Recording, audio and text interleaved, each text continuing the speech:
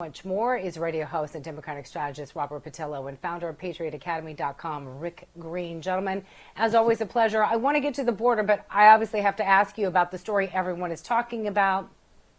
You just heard our very own Chris Carter outside the Supreme Court. More people said to be on their way there, whether to celebrate or protest, depending on which side of the aisle you are on this. But he's right. What's disconcerting is that you never hear about a leak like this from the Supreme Court. Rick, I want to get your overall reaction to what this means for our security. And then, of course, if this is true and it's authenticated, what this could mean for Roe v. Wade and the impact it could have around the country. Sure. Yeah. First of all, just I haven't gotten through all 98 pages yet of the draft opinion, but about half of it at this point. And I tell you what, it's a victory for the Constitution. When you look at Alito's arguments, he goes all the way back. He reinstates the basic constitutional standards.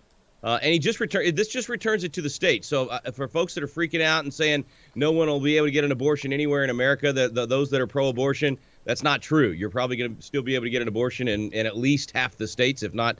It may go down to 20. We'll see. But at any rate, I am so pleased with Alito's writing, if this draft opinion is actually true, because of how he takes on the basic constitutional issues and restores and gets rid of these myths and lies. Most people on the left or right agree that Roe v. Wade was a horrible Supreme Court decision in terms of basic jurisprudence. In terms of your question, listen, never happened in my lifetime for sure. I'm amazed at this. I'm seeing all kinds of people say, hey, this is a true insurrection. This is trying to actually stop the Supreme Court from issuing this opinion with a final vote in 2 months. I don't know if that's actually true, but it's certainly been done. Whoever did it, whatever their motivation, it is going to gin up chaos, I think, across the country. And I think there will be efforts at intimidation. We saw Chuck Schumer try to intimidate the court in the past. We saw what they did just with the nomination of Kavanaugh in storming the Capitol buildings and doing the things that they did just over that nomination. So here's the decision they were concerned about then. I'm afraid we may be in for a couple of rough months here. Robert, same question to you. A lot of people are speculating. You heard Rick say that if this is, in fact, authenticated, that he doesn't think this is going to sway the court in any way. What is your opinion of that? And do you think this leak, in fact, threatens the integrity, possibly, of the court? I'm going to take those in reverse order because we just saw a statement from John Roberts, the Chief Justice of the Supreme Court, less than an hour ago, stating exactly that they're going to be instructing the marshals of the court to investigate this. This cuts at the very essence of the deliberatory process of our justices. These draft opinions, these memorandums are circulated throughout the court, written by various individuals, and the justices need to know that they have the ability to circulate these, deliberate upon these, and come to a final decision without the risk that some staffer, that somebody who's a clerk or someone with intimate knowledge inside of the court will leak this to the public. Because let's say that it wasn't the abortion context, let's say it was in the national security context or in a different constitutional rights aspect. The American people, there's one institution they should still have some faith in. This would be an apolitical Supreme Court. And it looks like that wall may even be breaking down. And I think that's an existential threat and danger to the sustainability of our government. Now, on the other point, I do think that we knew that Roe was going to be challenged once Republicans got a 6-3 majority on the Supreme Court. John Roberts, during his confirmation hearings, nearly 20 years ago, made it clear that he agreed with the stare decisis of Roe and that he would not be upending that. But now, with the 6-3 majority, it's very likely that if this is authentic, it's going to be a 5-4 split on the court, and that's very much a victory for conservatives going into the midterms. Because what better way is there to rally your base and say, look, we cannot let the other side take back the Senate. We cannot let them take back the House because they'll try to overturn this decision. So I do believe that this will be used politically by both sides. And at the end of the day, the real losers, the American people, because they will begin to lose more and more credibility for the Supreme Court and federal courts in general.